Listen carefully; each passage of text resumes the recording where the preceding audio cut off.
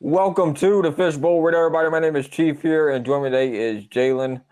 We're gonna be doing a Raging Cajun baseball preview here as they take on ODU and Raging Cajun softball taking on South hmm Alabama here. Um, did not go well for the Cajuns last weekend in baseball and softball too. They both lost their series, and I thought they needed to sweep UOM first of all, and that did not get accomplished, Jalen. So. Where are we at now with the Cajuns? Are we in a bad spot here? I know we got about a month left in the season here, up until this end date here, because it's their next game is the 17th, and the end of the season is May 17th as well. So we got exactly they take on Old Dominion on the road in Norfolk, Virginia. Old Dominion is currently at an RPI of 69. I don't see this series going very well for the hmm Cajuns, to be honest with you, because of the I've said it before many times on this podcast, and I mean, people all around that can hear that it's consistency. I don't think you can win a championship if you ain't consistent, and the Cajuns have proven up until this point in the season that they're not consistent enough to win a championship right now. So, Jake, is this a must-win series for the Cajuns? Because you got 360, they got their RPI 69, Georgia Southern 78. Southern Miss is the big one with 38 right now. That's left in their schedule. It, what you thinking? Yeah, T, this is definitely a must-win for the Cajuns. The reason I say that because I'm a little bit disappointed in the Cajuns. I really am because I really thought that not only they were going to beat ULM, I thought they were going to sweep them. But even if you don't sweep, you still want to win two or three, and that wasn't the case for this Cajuns team. They ended up before the series is ULM. They ended up losing. We talked about it to LA Tech to UTRGV. So that first win against ULM, I was like, okay, great, win 9-3. Let's pick up another one. And then they lose in 10 innings to them, the close one. Then the Saturday and the Sunday they lose 3-2, and I'm like, okay, now they lose a series. To answer your question, Chief, it's not looking great with a month of the season left. It's really not looking great. And Old Dominion coming up, we got to take on them in Virginia. That's another road test. For the Cajuns haven't been great on the road. It's I mean, the next win, I kind of see them. I think they're going to take. I would say they're going to take two against Old Dominion, but let's say they don't get a win against Old Dominion. We could say their next game that they possibly have a chance to win is April 22nd against Grambling, and that's not till next a week from now. So it's not looking great so far, but it's still time for the Cajuns to make a change. But as of right now, they need to change some things up to be able to get in any kind of momentum to make it anywhere, especially in the Sun Belt tournament. Yeah, that's their last two midweek games up until the end of the year here. So it's like Georgia Southern, then at Georgia State, at Southern Miss. You're gonna be in a rough couple of series. Up on like Georgia State's not gonna be a rough series for the Cajun. It shouldn't be because UOM was should have been a winnable series. They were 173. They were sitting right there, and you didn't take advantage of the opportunity that got presented to you. Now this past weekend, it wasn't the pitching like it normally is that doomed the Cajuns in. It was the hitting. There was nothing to be found there, and they only 5 hits on the Saturday game, and you only get 6 hits on that. Expect people to score if you don't get anybody on base or anything. So, um, in that regard, UOM late the Cajuns had to come back late in that Saturday game to even tie it up. And at the end, it's hard whenever you try to say that, okay, I want to put myself in a position to win, and you get there and you can't close it out. I mean, I've been talking about a lot about softball teams this year. They'll get themselves in position to win games, but they can't seem to get it over that hump, and that takes time to learn that with softball and with baseball as well. But it hasn't really been a closing thing with baseball. It's been like, okay, we have to claw back. Like we give up 9, 10, 16 runs. Texas State the last series before the UOM series, the bats disappeared again. So the bats just might be in a slump. Then I was like, okay, maybe it was just a bad weekend. And the bats on their side was James Madison, really. And it's been a slow progressing downward trend with that up until like the midweek against La Tech and UTGRV, Rio Grande Valley. But with UOM, they just didn't have their Friday night started off hot. They had 9 runs on 12 hits. That's about as good of a stat you could want to look at there with just the 12 hits. So whenever you jump on somebody like that, you can make a really big run there for sure. That is something that if you look at, hey, you're doing a very good job and you're putting yourself in a really good position to win games here. Whenever you jump on somebody like that here, it doesn't matter how they're pitching or how the pitching is on your side. If you're scoring runs, you're in a good spot because probably eventually your pitching will get a stop here. But if your pitching shutting people down and you're not hitting, it becomes dicier because you're putting yourself in a very bad spot because you're not putting nobody on base. You're not capitalizing. You're not, hitting the gas with small ball, basically. Like the Cajuns this year, um, they just it's a down year. I think I think part of it has to do with NIL and transfer portal stuff because they had some guys that transferred out during the fall and the spring, heading into spring, and it's always hard on players because like I said, whenever we're talking about football, I think this is a very good time to bring Cajun football into it because the G5s, because if you look at football, I think all this can be related. Whenever you talk about mid majors in basketball, whenever you're talking about the smaller teams like the Cajuns, you have to hit the nail on the head every time you go into recruiting. With every freshman and sophomore, you better be making sure you're hitting it because if you don't hit it, you're going to be in a bad spot for about 2 years until you get some transfers in or whatever. Whereas teams like LSU, Florida, Georgia, these bigger schools can drop a bunch of NIL money and just pluck the ones that they think they might actually do well. If they miss, oh well, they have a great 5-star recruit that's coming in that might end up developing to be great. That's so That's where the true. problem is at. It's literally a farm ground for the major schools. That's exactly where what we're seeing here is, and that's you want to see what the transfer portal can do to the team. Look exactly what's going on with educating softball. None of it is Allison Habits' fault. She just couldn't recruit anybody because that portal was closed whenever she got taking the job over. So we all kind of I thought there was enough talent on the roster to get them to a regional. It doesn't look that way right now, but whenever I was doing a preseason diagnosis, I was like, well, it depends on if they were able to salvage enough pitching to get them there. I thought they had the bats, and they do have some hitters on that team. That team is not a bad team. If you look at their overall record, it's just they just don't have the pitch. Both teams don't have the pitching, and I think you can attribute that to what NIL and transfer portal. I think transfer portal is a perfect example of what's going on Ragin Cajuns softball, and Oh, absolutely. everybody, yeah, like that was the worst case scenario for any team because they have that close on Allison have everybody to go in there. It's very literally if you're a small school, I'd be thinking about people to replace your coach. I think that's the best way to go about it. Like, okay, I know you can't interview anybody, but you better come up with a list of 3 or 4 people that's lined up saying, hey, you're the person I want just in case, Allison Habits leaves tomorrow. Or that's exactly what ADs like Dr. Maggart's going to have to do in this new day and age. Because if you come in there flat footed, they're going to walk all over you. And that's exactly what I think we saw happen with,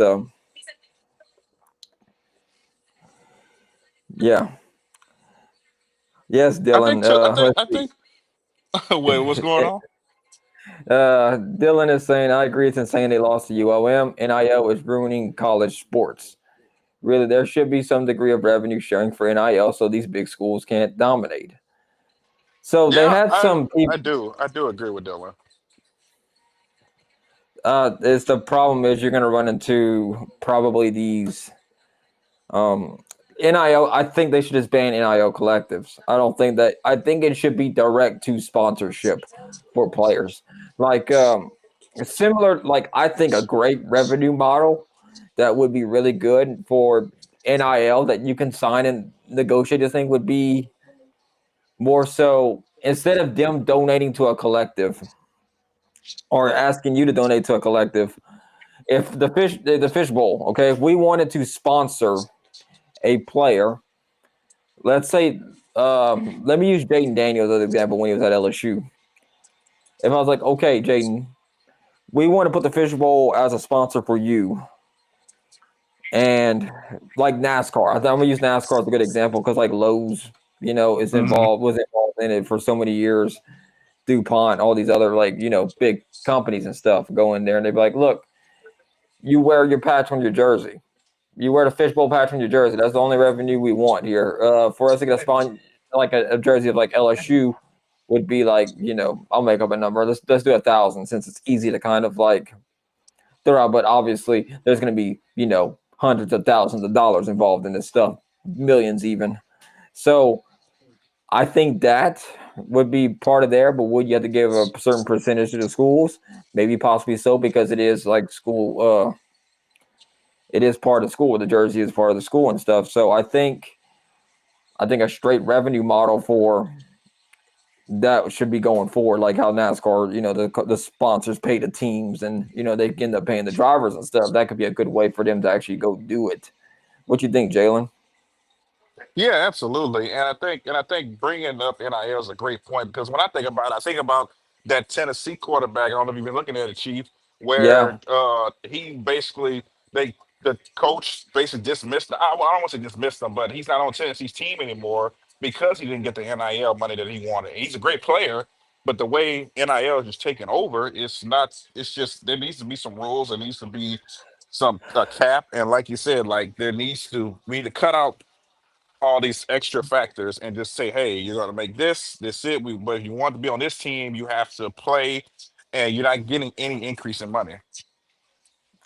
yeah. Like they straight up. Some people have said it online, and I kind of agree with the contract thing, because this isn't amateur sports anymore. You can't say college football is amateur sports because there's so much money involved in it that it's you. If you got money, like I'm kind of waiting on the day of I've seen this happen before. Whenever I was younger, I was watching NASCAR and stuff. I would watch NASCAR a little bit when I was growing up and stuff. So, but they had a driver whose dad owned a big lumber company, I think it was, or something like that. He ended up like they were wealthy. They had a lot of money and they were able to fund his whole entire NASCAR career. He ended up making it to the Cup Series and stuff. And I'm wondering when that day is going to happen for like the college athlete that will show up one day and his dad owns a big uh his dad like is a let's say he was an NFL quarterback or something. Obviously he'll probably have some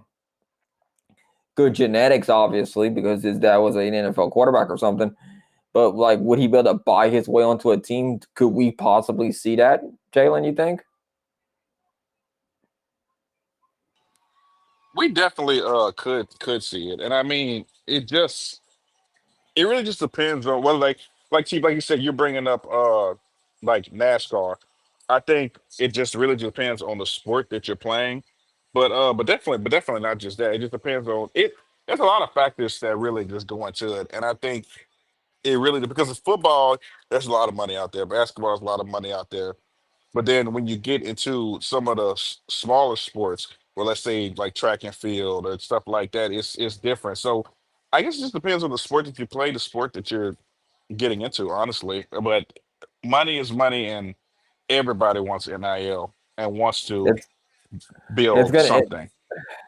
what's gonna end up probably happening because I don't think they're gonna be able to regulate it. To be honest, with everybody watching this right here, or if you're watching this on demand or whatever else it is, I think the problem what's gonna end up happening here is they're going to break away at some point. I think once these TV contracts get renegotiated again, up in 22, whenever this thing was starting to go on here, you're going to have the haves and the have-nots. And I think if you're in a mid, there's no way unless you leave the Sun Belt, if you're the Cajuns, for you to get that revenue money. But I don't think even them leaving the Sun Belt is even going to help them because they're not going to get into the SEC. They're not going to get into the Big Ten went after USC and UCLA and all these other West schools. It doesn't make sense geographically to go do something like that. That it made absolutely no sense. Um, and them student athletes are suffering because of it because they have to go like whenever you have a series and you're in California and you got to go a three-game series against Rutgers on the other.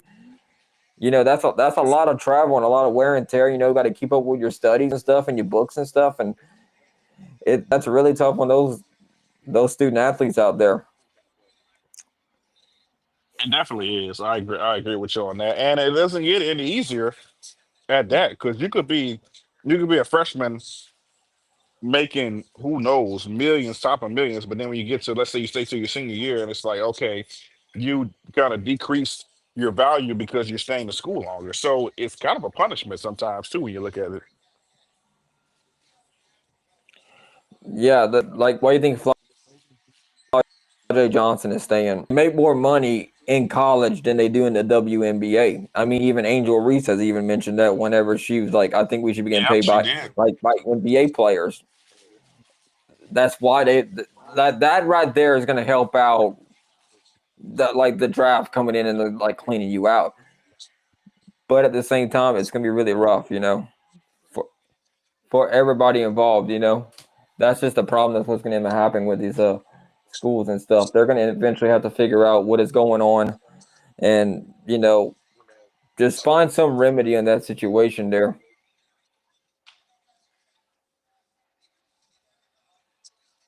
So Jalen, what do you think about the Cajuns? Uh, Old Dominion. How you view this series? Cajuns dropping 2 out of 3 against them. We're kind of at the point here. I mean, they're only 3 games back, and I mean, Coastal Carolina's leading the Sun Belt right now. They got a 1-game lead over Troy and Southern Miss here. The Cajuns desperately need a sweep somewhere in there, and they just need to straight up start winning series because they're starting to lose too many games in these series to make a big difference here because they're at 1 game back now. You're 3 games back after the series concludes here, and that's not a good sign. I mean, you have Coastal going against Marshall, James Madison, App State, UOM, and then at Old Dominion. That's their next 4 series they got there. So, what you thinking, Jalen, about all this? Yeah, it definitely is a lot to process, shit. Because we talked about before, hey, all they need to do is win this, beat this team, then beat this team. And like I know I said it before that they're gonna sweep ULM, and I can admit that yeah, I was wrong, but I don't like being wrong when it comes to this Cajuns baseball team. I think when it comes to this matchup against Old Dominion, the Cajuns, I don't think they're going to get the sweep because the Cajuns are not the best team when it, especially on the road, and the way the games have been playing, the way they've been playing throughout the whole season. I think they can take 2 or 3 against Old Dominion. That's what I'm going to go with right now. The Cajuns need these. They need not only the series, they need to pick up at least 2 wins. They need to sweep. If we're being honest, they need to sweep Old Dominion, but I just don't see it happening. I think they're going to take 2 or 3 against them, and then just come back home and try to get some more momentum. I just don't even say them taking 2 out of 3. I can't trust this Cajun baseball team. I know I it's hard. straight up cannot. Like, I think they might win Friday night. Chase Morgan's a great pitcher, but I mean, like, uh, where's the bats? I mean, that's the thing right now. The bats have been missing a little bit lately for the Cajuns here. I think this Cajun team doesn't have as many home runs as they did last year with Kyle DeBarge and Julian Brock and the company like that. But if they were able to play more like small ball, it's really what they've been playing more of this year. And they just haven't quite. I mean, they've gotten bats at times, and pitching falls apart.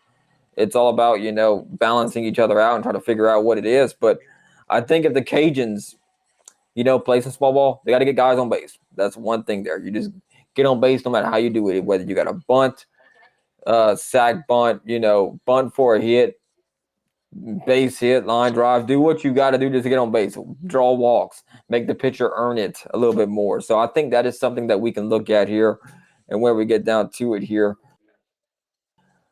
Cajuns, y'all want to know RPI of them right now? It's not looking good.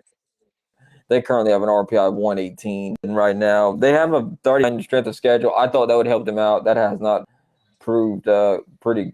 Has not proved. Did not come to fruition this year. So No, it definitely That hasn't sucks because for it doesn't pile. The wins are piling up to go with it. yeah. If they would, I think if you look at it here, if they would have won a couple of more games here and there, like some of these one-loss games they lost, like the ULM series, that would have. I mean, it wouldn't have helped their RPI too much, but just looking at perspective and stuff, I think that would have been. But if it's not looking good, it's and I hate to be a Debbie Downer about the whole entire thing, but you got to say the truth about what it is. It's just not good baseball. That's basically what's going on out there. It's not good baseball. You're not getting people in scoring position. And just a second, if you get a base a score here, because there are times the Cajuns will hit solo shots or whatever, and okay, that's nice to have, but just base it before we do something like that. That kind. We're trying to. It's like you gotta make it happen, and you have to win, especially these close games. Like that close loss to ULM, taking it to 10 innings. Yes, they were able to take it to those innings, but in the end, they ultimately lost the game. So You still got an L in your column for that one. exactly. Like Texas State, they lost 3-4. 0-2. They won 2-0 that Friday night series.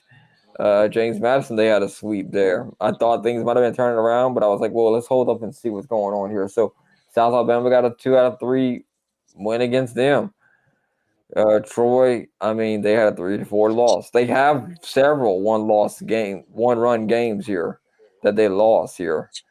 Like everybody was talking about the Nebraska series earlier this year, how it's a top 25 win. Nebraska's sitting 16-20 right now. That's not helping the Cajuns either. It's Yeah, definitely not. and everybody's touting that as a big rank win. I don't, and Old Dominion, they have a 12-21 record. Okay, they don't have a good overall record, but their RPI is 70. Old Dominion needs some wins, and they need to pick up some wins this weekend. I think Cajuns dropped 2 of the 3 here. I just don't see them getting it there. But, enough about the Cajuns. Let's swap this out here and go to Ragin Cajun softball taking on South Alabama. And like we alluded to them too, they have a very good strength of schedule too. I mean, they're 31 ranked in the country right now in strength of schedule. RPI 70. They have a better shot at making it too as an at-large, but they need to drop that number down to about a 40 here. Like I keep saying before, they're not going to have a very good series here, but this team's problem is just closing out games. They had James Madison beat not once but twice, and they gave up. It was a 1-0 loss they had on Friday. Saturday they lost. They lose by 1 run. I mean, they had good like they were it was 4-2, and then the Cajuns got one back 4-3. Then they gave up 3 runs, which is 7-3, 7-4, and then 8-4. Then they ended up scoring 3 runs, and Madison committed 5 errors in this game. They had 5 errors, and we still lost. That's horrible. Okay, like That's Sunday, heartbreaking. James Madison had 4 errors, still lost. Now the Friday game, they didn't make any errors, but they should have won this series. If a team makes that many errors, they're giving you opportunities. You just got to cash in on them, and the Cajuns haven't been able to do that this past weekend. I mean, Gabby Stutes she's been a bright spot for the Cajuns. Had a 3 RBI game Sunday. She had a good game. You can't argue that fact there. She had a very good game for them. We even posted shorts of the highlights of that game from on our TikTok, YouTube, and Instagram channels. She had a great game, and she's been one of the bright spots for the future of this program. I think Habits is going to build this program back up. I think this is just a down year, which is okay. This is what happens typically after teams leave. Watch, I'm a team that won the Sun Belt title in football is going to go down next year. They're going to be dropping a little bit there because they lost a lot in the transfer portal. It's the same thing. That's what's going to happen to these mid majors. Whenever a coach and team have success, they're going to move on to bigger and better pastures, and the teams are going to suffer for it. So you got South Alabama. That's why Dr. Macker's been people that's been programs. If you've noticed, Matt Deggs, after Coach Tony passed away, Michael Desimo, former UL quarterback here, Allison Habits, former UL women's basketball player and former UL softball player. They all have deep ties to the University of, to the university. They have deep ties of being a Cajun. They know what this area is like. They've been around this area, know how it is, and they're just very good at their field and doing what they got to do. That's why I think that's Dr. Magra's strategy for building ahead for the Cajuns and stuff. I think it's a good strategy going forward. What do you think, Jalen? Yeah, it is a good strategy because when you think about it, you want to have somebody that has some ties to the being a Raging Cajun in some kind of capacity. And I think when you have that in a Allison Habits, you have that in a Michael Desimo, I think not only does you're able to attract players that are not only from the area, but you're able to build a culture with everybody as a whole, no matter where your players are from. You're able to build a culture, and not only the culture, a winning culture. I think that's the formula for success. I think Dr. Brian Maggard, he's did a great job with putting these people in the right places, and so far it's the work. And now you might say Allison Habits, oh, her team's not doing well. Well, it's her first year as the coach. You know, she has championship experience playing at being a coach with Alabama. So you gotta give her time. You know, Rome wasn't built in one So, day, so it's gonna take some time. so looking at the conference standings now, we're not used to seeing the Cajuns way down here in 6-9. Look, I'm gonna switch this here real quick to 2024 so you can see how much of an impact this stuff actually has here. Let's see if it'll swap here real quick here. I just did the little tab. Let's see. Here's 2024. See, look how much of a drop. They went 22-2, 91.7% winning percentage in the conference. 45-19. They hosted a regional last year. This season, you know, Texas State stayed there at the top. They ended up winning the Sun Belt in the conference tournament. So but look, it's a sad to see they have 7 more losses here so far, currently speaking here. But they're gonna. If I'm them, I'm trying to prep for the conference tournament. They don't have enough time to even close the gap. They got 5 games that they're down here, but it's gonna take. They got 3 series here. You're gonna have to play for position in that conference tournament. So it would be good for them to win all 3 of these series, just based on the fact that you can really move up in the conference standings when this tournament takes off. So I think that conference tournament to really win one. So that's your chance to win a title and get into the regional here. So that's what they're gonna have to do. I thought maybe they would play themselves into an at-large, preseason or whatever, but it just hasn't come to fruition about what's going on here. So, but I still believe there's enough talent on this softball team to make it to a regional. It hasn't panned out that way because I mean, the schedule you cannot, and they're almost a 500 record. If they can just finish out how to close these close games.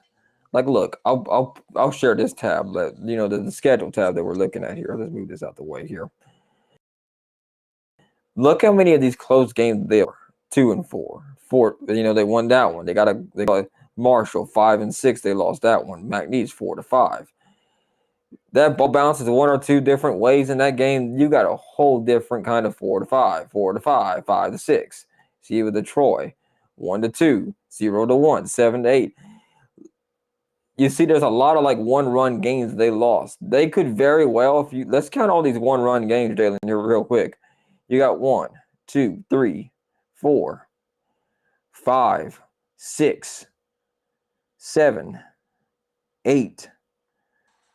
That one's the 2. I'm gonna give that one a pass here. That's 8. Let's see how far we go up here. So some of them are 2-run. So 8 games. Let's say they all bounce the Cajuns' way. They're all different, but that could very well be a big thing. Currently have a 20-22 record. Okay, if you take away 8 of those losses with the 1-run wins that they won 8 if you're looking at that there, they would have 14 losses. They'd be 28 overall. They would be That's a right out terrific there with rate. Texas State. They would probably be Right up leading the here. Sun Belt right now. Yeah. 8 one-run losses. That's what they have. It's crazy to think about. It really is, because let's see how many of those were in conference, just to play around with it here, because I know some of them were in conference, like the Troy games. They had 2 in that Troy series. We're going to skip Louisiana Tech if we're not talking about the conference.